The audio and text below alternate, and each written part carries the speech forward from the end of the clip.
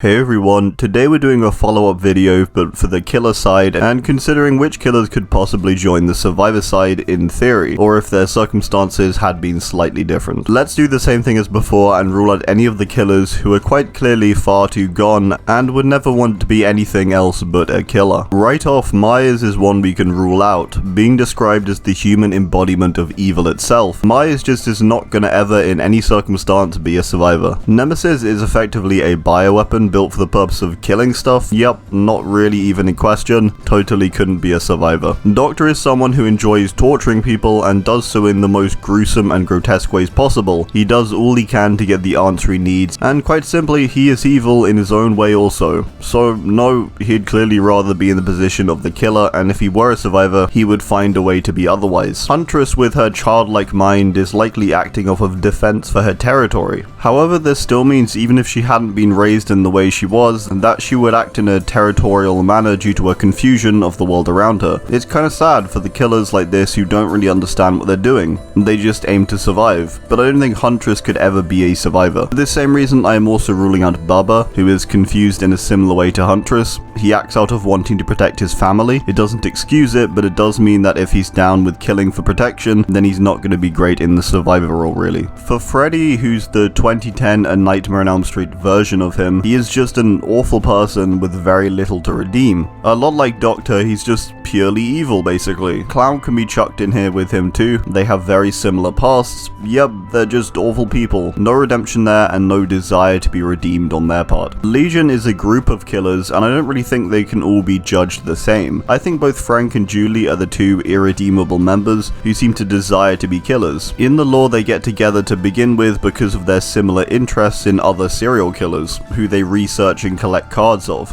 It's kinda weird. So yeah, these two are pretty irredeemable I think, but both Susie and Joey, although have slightly dodgy moments, clearly show remorse and clearly do not want to be killers in the first place. It's just unfortunate circumstances. In fact, you could even argue that Frank basically forces them to kill by grabbing their hand and shoving the knife in. So we're gonna split this one. Frank and Julie, no, and Joey and Susie, yes. Ghosty absolutely loves his job. Just check out his Mori. He's happy where he is, I think. I am actually gonna bundle Trickster in with Ghosty also, who has a similar over-the-top love for his role as a killer. The way this guy made music from the screams of his victims, and Ghosty wrote about his own murders in the local paper, these aren't people to be redeemed, I don't think. Or people who want to be redeemed either. Demo doesn't really know what's going on, it's just kinda going around digging holes and screaming. I'm pretty sure it's actually controlled by the Mind Flayer in the show, which isn't a redeemable thing as it's pretty similar to the entity. Oni is a little like Ghostface, he just kind of loves murder and he's pretty good at it. He tears through multiple towns, killing samurai posers, and also just tons of farmers and stuff. Super relentless guy and most definitely irredeemable. He does seem to have some kind of cause behind what he does, which is basically to rid the world of fake samurai, but this just seems like more of an excuse to kill, so no for him. Slinger is a character that creates sadistic weaponry for the purpose of inflicting the most pain, often without fully killing someone. This to me seems like enough to class him as too far gone. Pyramid Head is a weird one because he kind of just wants to complete his goal of making people repent for their sins. He isn't really a person in the same way as many of the other killers, as he's technically a representation of someone's inner torment. So yeah, just logistics wise, it doesn't even really apply to him, similar to Demo. I think maybe if we rewound the clock way back, Blight would possibly be redeemable,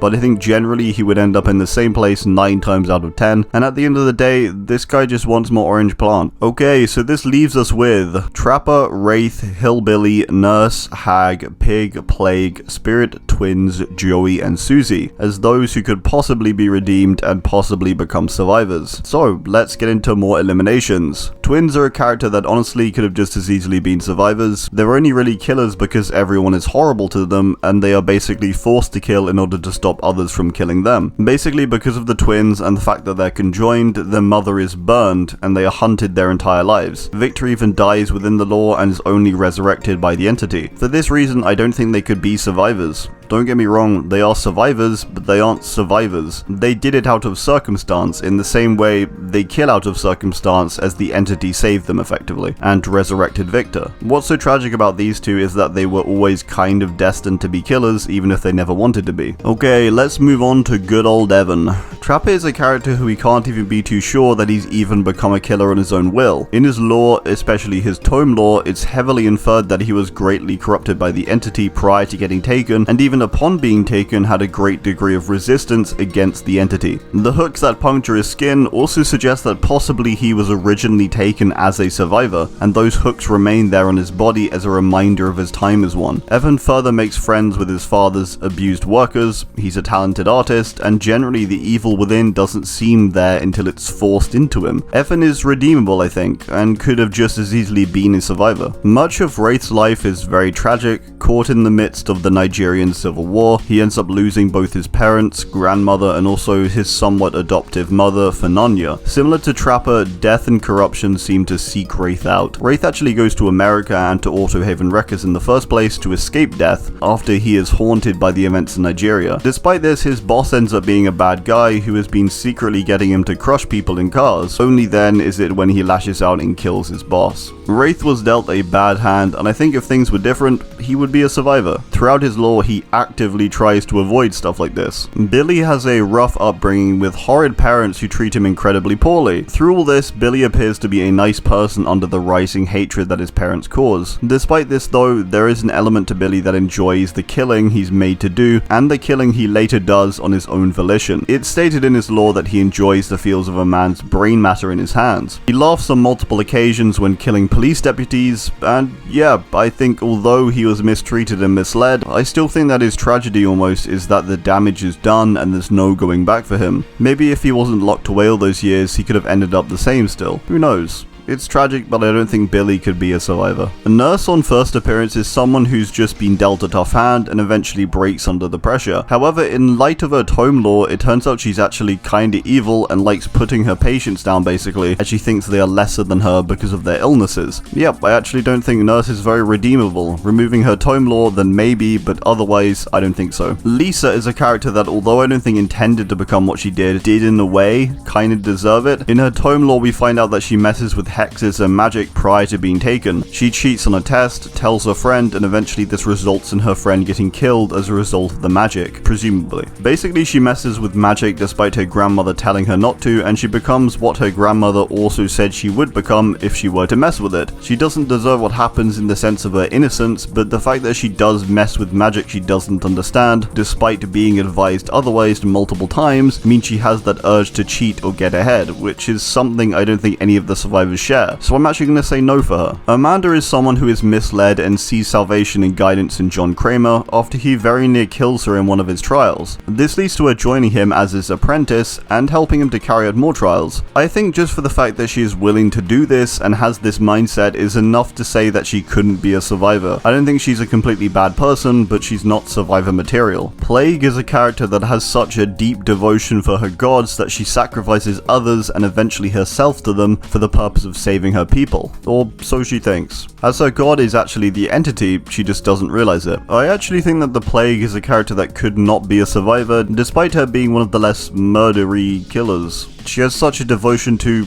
well, the entity basically, that I don't believe her faith could be swayed and she could abandon it. I think she's far too loyal after it saved her people, so I actually think no for her. The spirit, despite seeming pretty angry and vengeful, is actually pretty much just a normal person prior to her death, which happens at the hands of her father who cuts her to pieces and then kicks her out of a window. Yeah, great parenting. This is why Spirit looks the way she does, and why she is pretty angry and basically wants to get revenge on just about anything. In her current physical form, the spirit is not going to be redeemable. However, in the state prior to her death, I think she could reasonably be a survivor also. She's resilient, stands up for herself, and generally seems hardworking despite the pressure she has from her father. I'm gonna say yes for her, with the stipulation of it being prior to her death, so it's more like a maybe really, I guess. So this leaves us with Trapper, Wraith, Spirit, Joey, and Susie as the killers who could reasonably be survivors in another life or universe potentially. These are the ones I think are redeemable and act to an understandable extent in their stories, or are clearly more corrupted than the other killers, as a lot of this this lot don't seem to directly like killing, or have even killed prior to getting taken, or done it knowingly. There's possible redemption for them, I think. The only one I'm a little uncertain on is Spirit, because of her fiery Yamaoka blood and inner rage. Alright, well that's gonna do it. I do hope you enjoyed. Let me know who you think could be redeemed and join the survivor side. Thanks,